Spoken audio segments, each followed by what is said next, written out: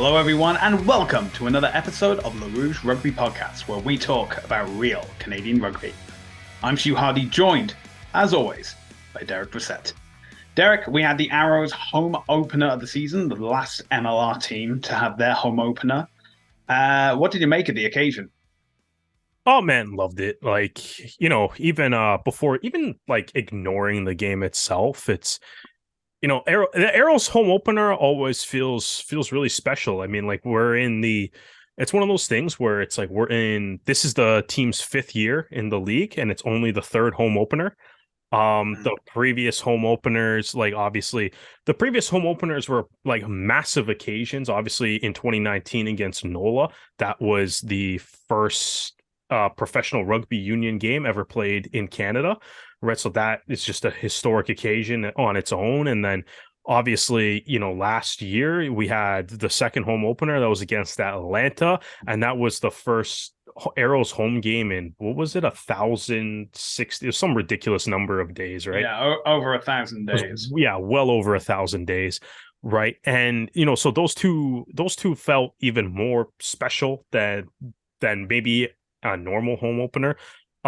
This game too, it's like, it's been probably, I guess, a normal length of time since the last Arrows home game, but it doesn't feel like a normal length of time because it's week 8, right? Every other team has had their home opener, and we're always the last one to get the home opener. It's always tough to, and when the team's on the road all the time at the start of the season, 6 to 8 game road trip to start the year. A lot of the season happens before we get a chance to see our team live. And it was just nice to be around the ground yesterday. Nice to be back. It was a beautiful day. The beer was flowing, the food looked delicious. Really nice to actually meet some people in person that if you've only really ever interacted with over social media or email, or even some of the players. We've had a couple players. I didn't even think about it until yesterday, didn't even think about it until the weekend, but it was like, yeah, there was a couple players on the Arrows that we've had on as podcast guests, and yesterday was the first time we ever talked to any of them actually, like, in person, right? So that's always a nice thing. Nice to catch up with some people from the Arrows, or either Arrows organization or other fans and stuff that you haven't seen in a year, because ultimately it's we're always the ones that have to wait. It feels a little bit extra long for us all the time, so that was nice. And I mean, again, without really talking about the game yet, I absolutely love all the Top Gun stuff. We need to keep doing this. I love the the Arrow score, the airplane sounds, all the Top Gun clips that they played during the game too, especially before the team came out for the first time too. They did the little, like, the Top Gun, like the roll call scene before they kind of go on their big mission, which was awesome. And I love the Arrows kind of diving into the Top Gun. Just I mean, it's a awesome movie. And it's been even the original, it's been an awesome movie for, like, since the 80s. And then the sequel that came out last year is probably one of the best movies of the year. So I mean, I'm all for all the Top Gun references. I love those movies, and it makes a super fun atmosphere. I really enjoyed it. But I kind of watch most of these games on field level and in the press box. So I was really in the crowd with it. The crowd vibe is more your thing though. So, like, what was that like? How was your perspective in the in in the crowd amongst the masses? Stu is the people. Yes. So, yeah, I can explain it as the game went on. So, obviously, the start was really good. I think they actually did the anthems out of order, because normally it's the American followed by the Canadian. Instead, it was Canadian followed by American. So, oh, did they do that? I didn't even notice. Did that? Yeah, I'm not entirely sure why that happened, but not my call to make. Our anthem's better, anyways. Anyway, on to the game itself. It didn't start out with the best way for the Arrows, with Jack Hyton being the first person to score for New York, getting a penalty in the 3rd minute. But hopes were still high at that point, and people were still cheering on. And then obviously we had Walden's try in the 10th minute. That was a 7-pointer. So already by 10 minutes, you have New York leading by 10 points. And, this is when the energy starts to die out a bit because, 2 scores, you're not really seeing anything from the home side at this point. And then it looks as though New York is about to score for their 2nd try. And then the ball gets knocked on and it gets picked up by Lalani Faleva. He gets tackled. He offloads to Noel Reid. Reid gets tackled and he offloads to Ross Brody. Ross Brody has, fields ahead of him. So he bolts out, sprints away. Nick almost has a high hit on him that he just manages to avoid.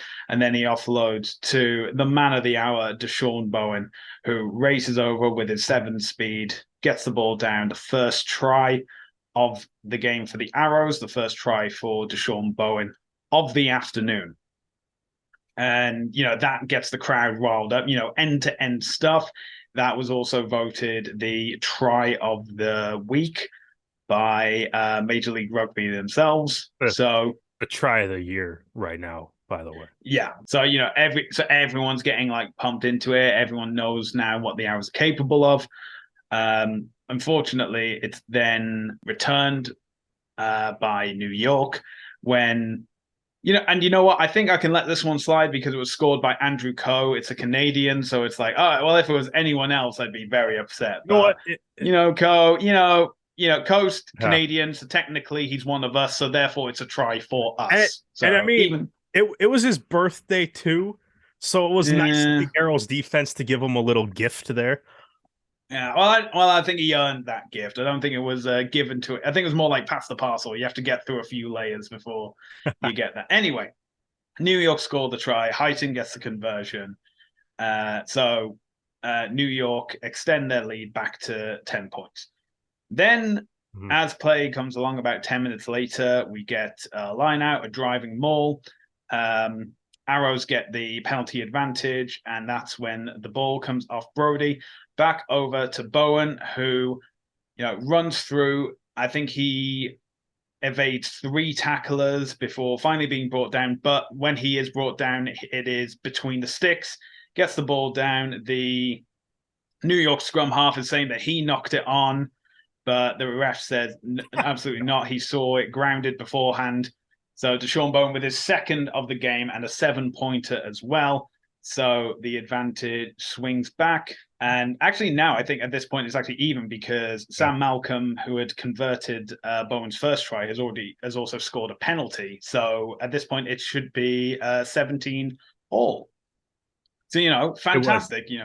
After being 10 points down, you're now 17 all. Everything's going well. And then right at the end of the half, Fuatai gets over. Bit of confusion because people didn't know if it was a knock-on or if it was a try, and it went up to the TMO, but we weren't able to see the replay, and Fuatai is found to have scored the try. At this point, Sam Windsor is on for Jack Hyton, who had a bad hit with Mike Shepard.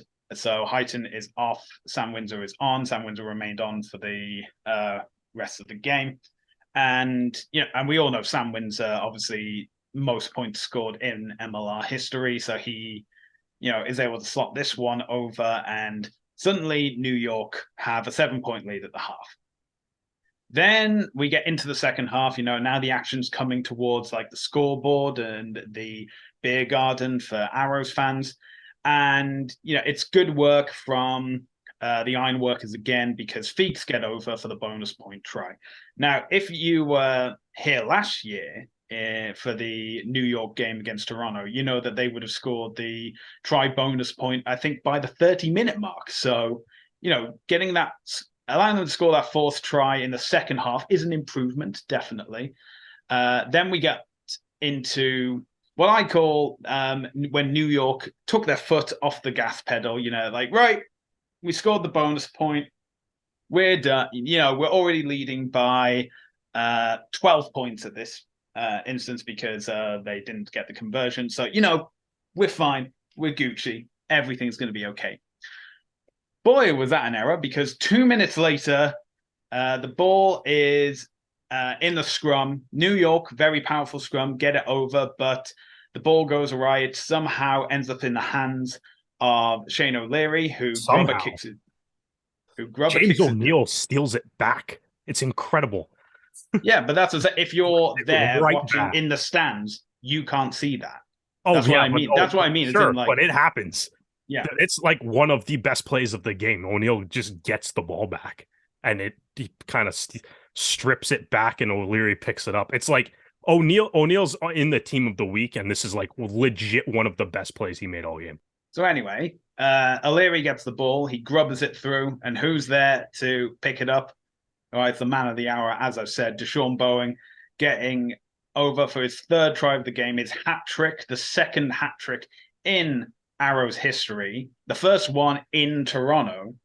And if you're wondering who scored that other hat trick, that is Manu Montero back in 2021 against New York. So, if you want to score a hat trick, New York's the team to do it against. Malcolm goes wide for the conversion, and then the ball gets going again, and it ends up that the Arrows are back in New York's half, and eventually it gets out to Lonnie Faleva. He gets tackled. It gets passed out, and eventually it's the captain, Lucas Rumble, who gets over it, gets it down. So the Arrows get their first try bonus point of the season. And very cruelly, the conversion from Sam Malcolm hits the uprights to leave it at 29-27. And then I think New York realized, right, if we don't start putting the pressure back on, we're going to lose this game. So they start putting the pressure back on. And for basically the last 20 minutes or so of the game, it's all in the Arrows' half. So New York have possession, they have the territory. Yeah. And they do have the advantage, but it is a very slim advantage. New York, after all this, are kicking themselves for allowing the Arrows to get back so close in this game, which could have very easily gone the other way. The Arrows had chances as well, but I think Lonnie Faleva was looking to score. However, he got tackled and then it knocked on, and that never, so that came back, and then it was completely turned like opportunity lost, but it is what it is. But the defensive effort of the Arrows, unfortunately, during all this, Sam Malcolm and Andrew Coe both went for the ball in the air. Andrew Coe knocked into Malcolm, who took a hard hit to the floor. There was a stretcher brought on. Thankfully, Sam was able to get back to his feet. He was assisted as he was walking off, gave a thumbs up, but clearly concussed, and I don't expect him to be back for this coming week's game. But considering how Cole Davis took a hit in the previous fixture with New York and needed a stretcher to get off, it's good to see a player actually able to leave on their feet. But it was a very painful hit at the time. And I know the fans were calling for Coe to be sent off, but it went back to TMO. It did just look like a collision in the air, both with no foul intent at all. It was just an idea of one player just got higher than the other, and as a result, physics took over at that point, and it was just a bad collision and a bad fall for Malcolm. But hoping he can recover soon, and we're wishing him all the best. We hope to see him back out at York Lions Stadium later this season. Ultimately, just as it got to the death, the Arrows seemed to have turned the ball over. However, one of the final passes in the red, just before the clock went red, just spilled forward. New York were able to win the remaining scrum, and then they kicked it into touch. The final score, New York 29, Toronto 27. But all things considered, and especially considering how they fared at New York earlier this year, it doesn't really feel like a loss, if that makes sense. Oh, lost. It is a loss, Lost but it doesn't feel like a in the loss. grand scheme of, yeah, like this might be their best game of the year. Which it might be. I don't know. What do you think? Arguably, is there a better one? I think as a team effort, it's the best they've played It all might be. year. Yeah. That I mean, for example, they had addressed the indiscipline that they've had earlier this season. Um, it's not been and whilst you can say, oh yeah, it was reliant on D'Shawn Bowen getting that ball three times to be able to score. You could say the same thing about Sam Malcolm against Chicago. However, D'Shawn Bowen didn't then score all his own conversions as well and all his penalties. So, that's why I say it's a better team performance. Yeah, no, I think it was good. I think I think if you look at some of the betting lines and stuff going into this game, thinking that the Arrows would lose by 2 and walk away with 2 points in the standings, really isn't a bad result based on some of the betting lines and stuff that are out there. But I think, yeah, like I think it's, despite the fact that they lost, I think there's a lot of positives that the Arrows can take away from this. You kind of touched on one of them right away, which is D'Shawn Bowen is absolutely unreal home debut. You could see him like talking to him after the game and stuff, how just excited he is to be like playing at home in front of family, friends. Like he had to have spent like 25 minutes after the game just like taking pictures with people in the crowd after, which was like great to see. Right. So, obviously Bowen is, going to be the star of this game. He got player of the week nod too. And try of the week. Like every accolade is coming to him. It's all deserved. But I think in part of that though, it's like Bowen's going to be the guy that gets his name up in lights, and deservedly so. In the first half of this game, it really felt like, the New York had all the territory. New York had all the possession. New York was stealing lineouts. New York was winning scrums. New York was putting the Arrow scrum under pressure. They were making tackles. They were doing great at the breakdown. And Toronto had D'Shawn Bowen. And right. And that's what the game felt like. And but I think when, one of the things that we've kind of harped on a lot during the first part of the Arrow season here is the attack, and the it's the attack and their inability to finish when they got inside the 22. Don't have that complaint this game, right? It was if you kind of look at it, obviously this is their 4th try, so it's their first try bonus point of the year. That's a huge positive right out the gate immediately.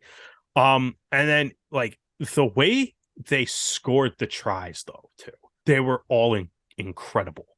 Right, like you have obviously, like if we go to the first one, as you said early in the game, New York's already up by 10, right? New York's already up by 10. They need something positive to happen, right? New York's pressing for another try early in the game, and the Arrows defense comes up huge. Right. But not only that, so obviously you have Mike Sheppard, who played out of his mind in this game too. Mike Sheppard was incredible. Right. So many tackles, breakdowns, carries, excellent game from Mike Sheppard. But Mike Sheppard's probably biggest play in the game though was this tackle that forced a knock on. I can't remember who the New York player was that he'd hit, but forces the knock on. Faleva is there to pick it up, as you said, and then it's just, support runner in Reed, support runner in Brody realizing that has to kind of maybe slow down, change his line a little bit so he can look for help. And then brilliant pass to Bowen. Bowen does the rest just with the speed. It's basically a 96, 97 meter try. Right. You have the goal line, your great goal line defense, and it's 14-point swing on the scoreboard, right? Like Instead of New York putting 7 on the board, Toronto goes the other way and puts 7 on, and it's 30 seconds apart from each other because of a great defensive play. Um, Bowen's second try is that the set piece there, the maul, and it's like, and you kind of watching it, and Bowen's in the middle of the field and just kind of slowly does like that nice little wind up to build some speed before he circles around the maul. And by the time Brody gets him the ball, he's at full speed already. And as New York quickly learned, like, no, you can't catch D'Shawn Bowen if he has speed built up. And trying to tackle that dude one-on-one at that speed looks like an absolute nightmare Yeah. for any defender. And yeah, he just burned a whole bunch of New York defenders on that play. Nobody really in a great position to actually tackle him. So that was great too. The third try, I already talked about the James O'Neill steal. Brilliant. That's just like, it's a scrum that the Arrows lose that they quickly turned into a try. The fourth try, Rumball's try, I know it's not the try of the week, but it might be the best minute the Arrows have played all year. Right? Just, get the ball at the set piece. Shane O'Leary, love that he's back in the lineup. That pass to Fatorik, who just absolutely took off, was incredible. They run that all the way down. Brody, one of the best scrum halves in the league for knowing when the perfect time to do a quick tap is, keeps that play going. Goodall with the nasty, like, had to scoop the ball off the ground to get that pass over to Rumball too, right? But it was just, a good set piece. The biggest thing I think the Arrows really did in this game that they haven't done all year is use the width of the field. Obviously the fact that Bowen had 3 tries is there, but also like this try, they go all the way across to Fatorik, then they have to come all the way across, and it's Lucas Rumball at the end who selfishly did not pass that ball to give Bowen his 4th try. I'm just kidding. Obviously, you got to take that try there. But Bowen was waiting. I feel like Bowen was waiting for it, man. I think he was seeing the name up in lights, but Rumble didn't give it to him. That's fine. I think that was probably the right play in hindsight. Take the tries where they're given. But like that whole minute, I think is probably some of the best the Arrows have looked all year, especially in attack. And I mean, just their general willingness to use the width of the field. I know after the Atlanta game, we both said that we wanted O'Leary Malcolm fly half fullback pairing with O'Leary at fly half, and it's the best the attack looked all year. And even like obviously Malcolm got the Arrows have the worst injury luck. It's just but like Malcolm's really on that injury. He's probably out for a few weeks. Definitely next week at least. But that actually brings us on to Nelson. The point I was trying to get to is now you got Nelson. Nelson is one of 3 signings that happened this week. The first being Shea Kerry, announced as a replacement for Micah Torrance-Reed. Then Peter Nelson as well as a replacement for Nick Benn, as well as Marc-Antoine Ouellette, who was signed to cover like the home stretch. It was actually listed in the match day 23, but didn't play at all. Actually, and that was a concerning thing watching on. Is like the front row didn't change until a substitution was required. So that's a bit. That's something that the coaches can look at, and because Jack McRogers finally was, after being named in the squad for 2 weeks and not playing, was now able to play. So that was really good. Lolani Faliva, another team of the week appearance, though. He's unreal. But even in he was involved in, I think tries. Not both tries. 2 of the 4 tries. Yeah, two of the four tries. So he was involved in like half the tries. And you could technically say, oh, he was involved in the scrum for the Yeah. third try, so he was involved No, in that's that. fair. And as well as the line out. So yeah, Yeah, but technically he was involved in all the tries. yeah, they lost So the scrum on the third try though. So yeah, they, I didn't say it was completely positive. I just said he was involved. yeah, But yeah, especially with like Rumble's try. Uh, after Simonton goes into contact, Brody throws out. O'Leary then does the missed pass, and it ends up in Flavor's hands. yeah, Goodall gets it, and then that's how it gets out. But yeah, he was just everywhere, and he was so close to scoring a try himself before he got forced to knock on. yeah. So, He had kicking meters in this game too. I know. Well, he can do everything. So He can. it's He's good. It's good. very It's good that we versatile. have him in the arrows. Yeah, So yeah, it's great to see. But obviously, the hometown hat trick hero, D'Shawn Bowen. When people have been talking about like how do you make a star out of a rugby player, where so much is based on the team. D'Shawn Bowen seems to just have it. He has obviously the speed and like the strength. And obviously, it's his first start. And a lot of rugby players are told, if you get the opportunity to score a try, go for it, but you never know when that opportunity may come.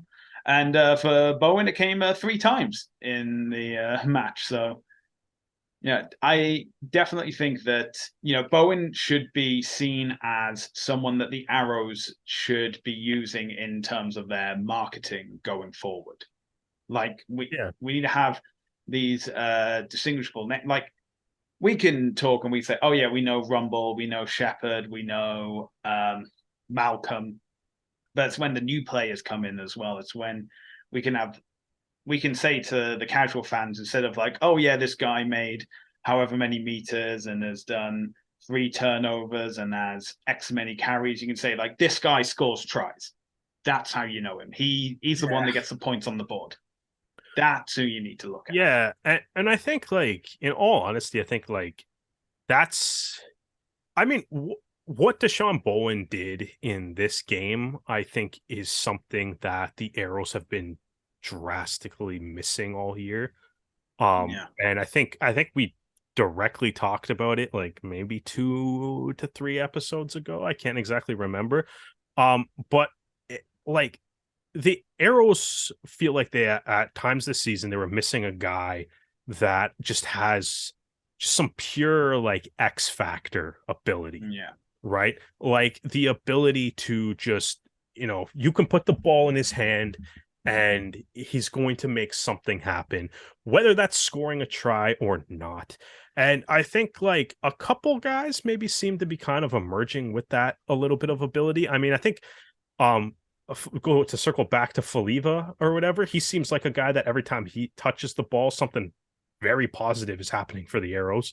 But like, when we've been talking about like, yeah, the Arrows so far this season, up until this game, have seemed to be like lacking the ability to finish.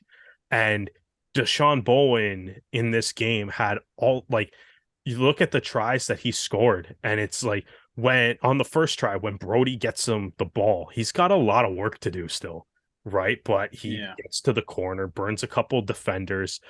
That second try off the maul, it's like that's him almost by himself, but like that's a 50-meter ish run through the like basically everybody on New York that was trying to come back and cover, right?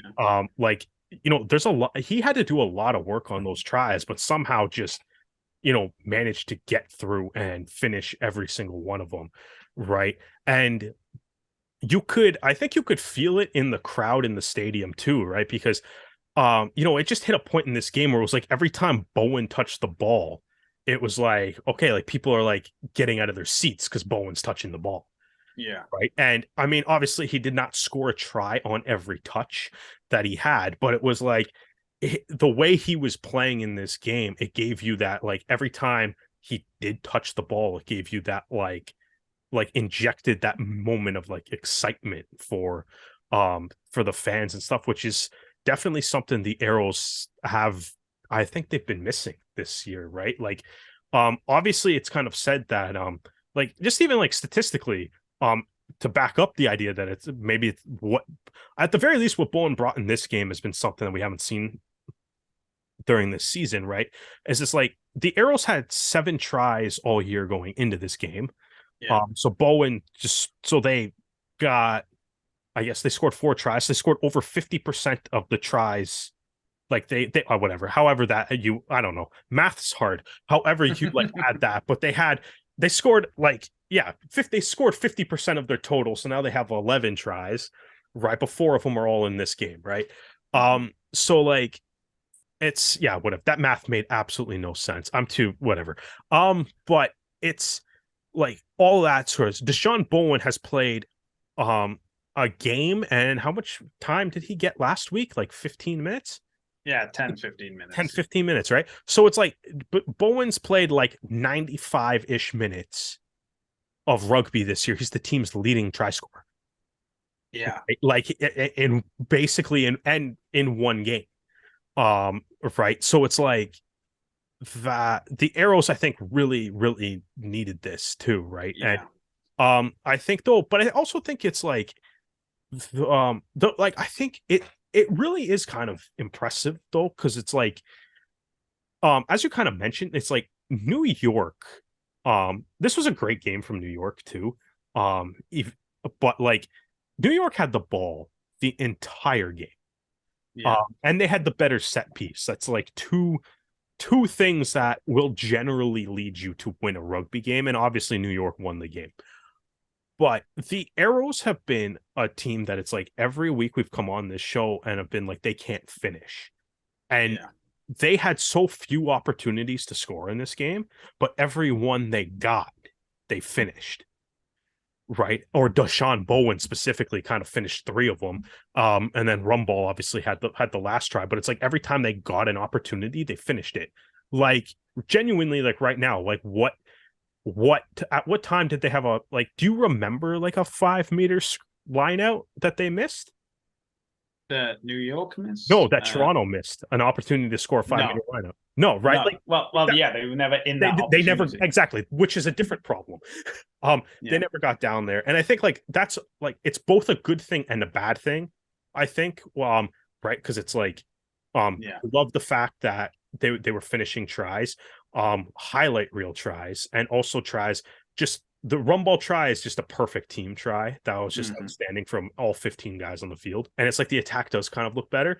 There is some problem, like the flip side, like because this is a loss, and D'Shawn Bowen did something great in this game, so we're talking about the game all excited. It is also probably the best the Arrows have played all year, so we are excited about that. But at the same time, though, it's like it's still a loss, and it's kind of like one of the issues in this game is that like New York completely dominated territory and possession, which hasn't really been a thing that's happened to the Arrows this year, except the other game they played New York in. Yeah. Right. And like I think it really kind of shined through in the last 10-ish minutes of the game. Yeah. Which was just new, like on the positive side, unreal Arrows defense. Yeah. That was basically a 10-minute goal line stand. With them inside the 22. The negative is that you're losing and you're pinned inside your own 22 for the final 10 minutes. I understand. I mean, but you could see clearly, as in like it was Quinn Nawadi who looked as though like he was gonna be scoring in the final few minutes for New York, but then like a massive tackles got him out just in time, and therefore there was a lot of great tackles in that final. James O'Neill, I already said I thought he was great. He was excellent in the final 10 minutes too. He was excellent all game. Team of the for him too. So ultimately, final result: New York get the win, 29 to Toronto's 27. So Toronto leave with 2 bonus points, one the try bonus point and the losing bonus point, and they'll just and unfortunately it looks like Malcolm will be out. However, Peter Nelson and Shane O'Leary look to be available. Okay. I was going to say, Malcolm's going to be out. Shepard's, do you see the pictures of Shepard's 50th cap ceremony? Yes. Because he's like holding his arm is like slinged up in his jersey. Yeah. right? So is that could be another one. Reed left halfway through the game too, right? So Reed it's did, like but maybe that's also player management as well. maybe. Now, because that's the thing. But It's like from what I've gathered, is that no player is ever 100% when they're playing. They're always at their best no, 95, more but likely 85 or 90. And as in, you want to get the guys in, and and especially if you've seen that guys have been on the injury list because of a certain injury, and if they come off and yeah, they're like, you know what, we're gonna keep this guy off, and we're gonna err on the side of caution for this bit for this week, and if we do lose, then we lose, but at least we have a player available to continue in training next yeah. week and go forward. Hopefully we But get some guys back. it's but that's the thing, you played the defending champions, so that's the hard bit out of the way. Who are you facing next week? The table leaders, the New England Free Jacks. You Yeah. know, if the Arrows didn't have bad luck, they wouldn't have any luck at all. But that is the case. The Arrows will be hosting New England Yeah. in at York Lions This Stadium this Saturday could be a on April very, 15th. very fun game. Indeed. Um, Speaking of New England, shall we talk about the other MLR games of the weekend? yeah, I think so. I think before we do that though, just a quick shout out to Andrew Coe and Quinn Nawadi because we didn't really A shout out through gritted teeth. yeah, exactly. Yeah. I mean, they Well, we put it this use, way: you have three. Yeah. You have of the three guys who are the picks that are going to be like first picks for Canadian winger. Yeah. For any game coming up, you have established 7-star and 15-star Andrew Coe. You have emerging 15s prospect Quinn Nawadi, and you've just been completely upstaged by D'Shawn Bowen. Yeah. So. Well, I mean, I think that was kind of the thing, right? Obviously, Coe scored a try. Nawadi set up Walden's try.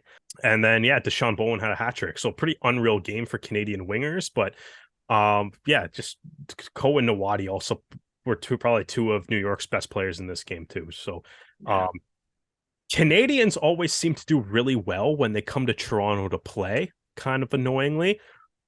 Might not, that's that's definitely not boding well for the New England South Canadians. That's yeah, exactly. There's a couple Canadians on New England that I'm sure next week I feel like is going to be a little spicy. All right, there might be something there. But all right, speaking of we've spoken about New England enough. I think that we need to talk about their game and the other games that happened in the MLR in round 8. Speaking of which, at Veterans Memorial Stadium, New England hosted Chicago.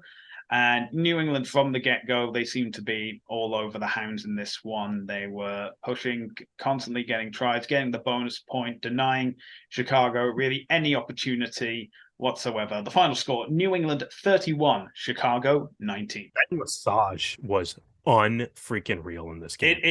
So he was really good, and he thought he scored a try, however it was called back. They should have gave it to him. I don't care.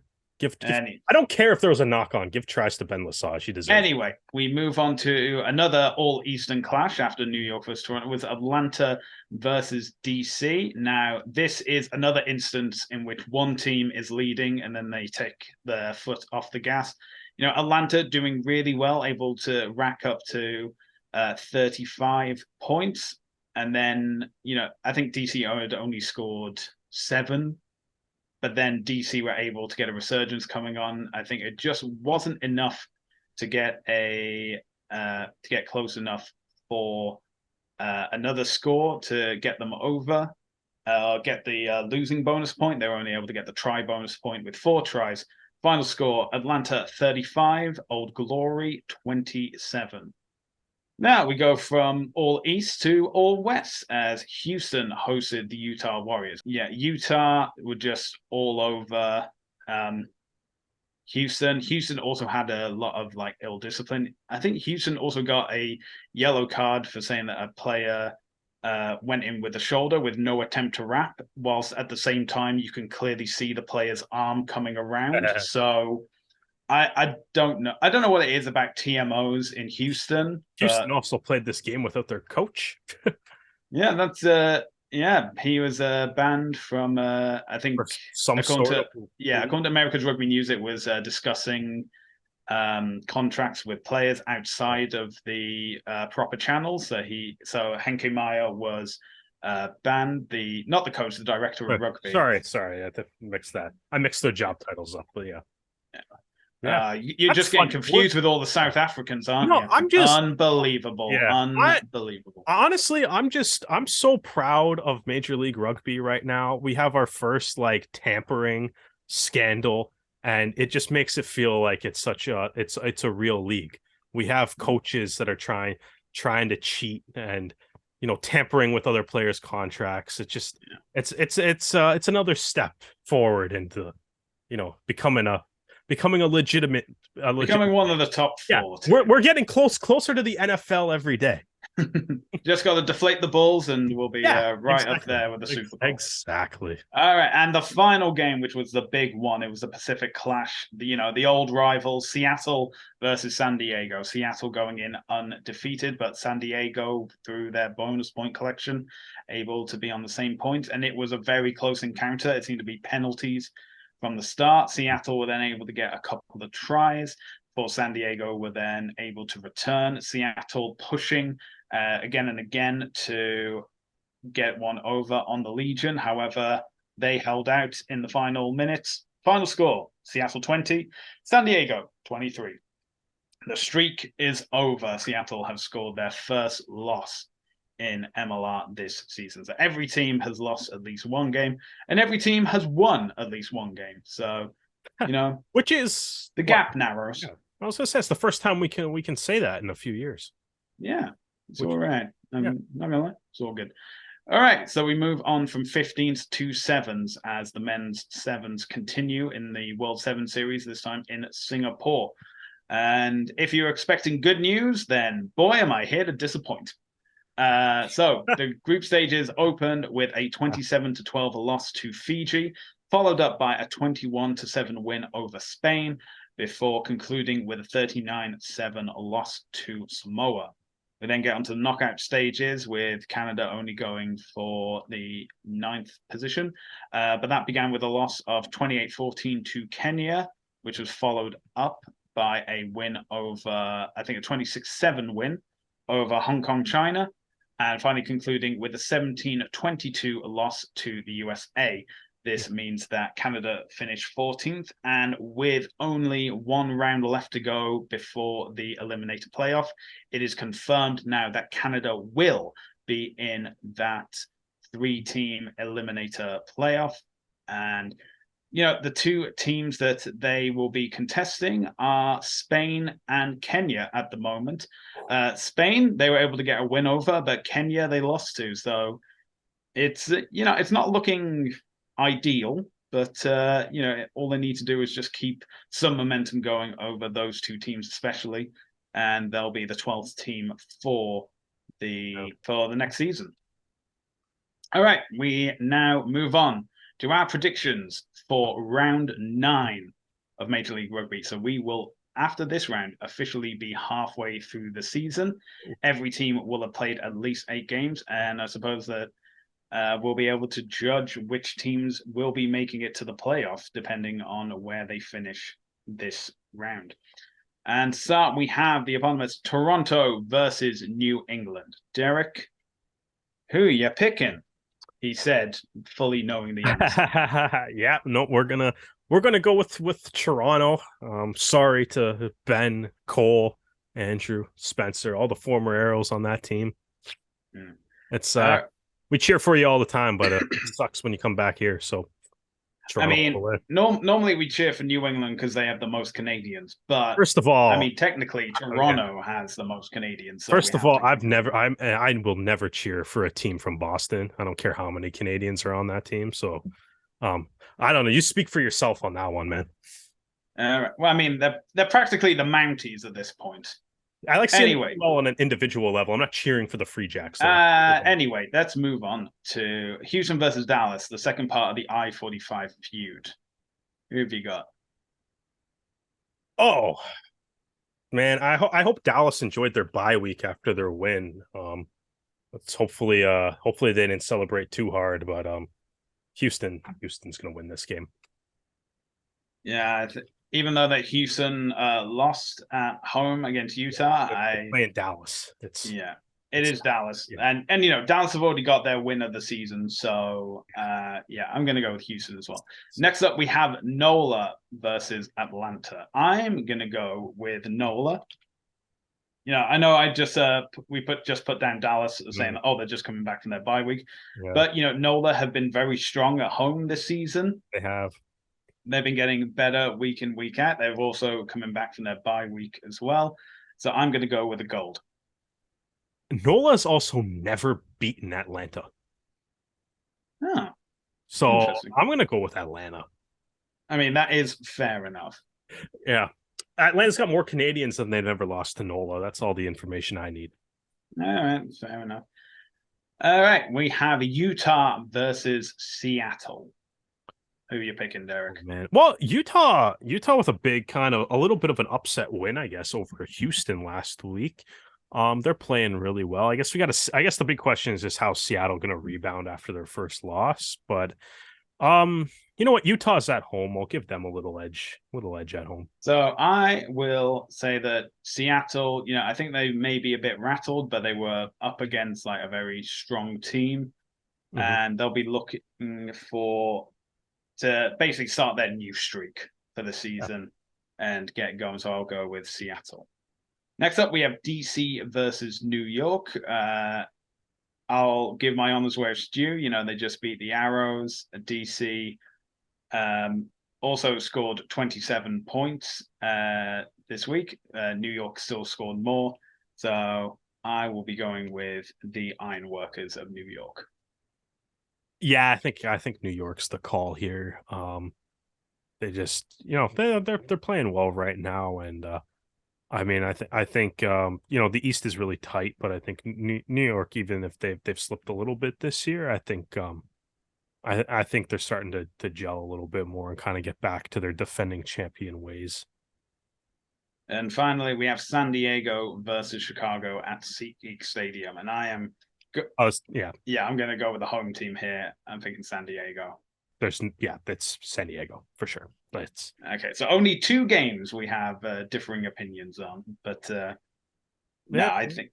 But yeah, then New York, San Diego. I think they're two of the teams that you're going to put your pin in and say these are the teams that either conference will need to beat to have a shot for the playoffs coming this year. Oh, for sure.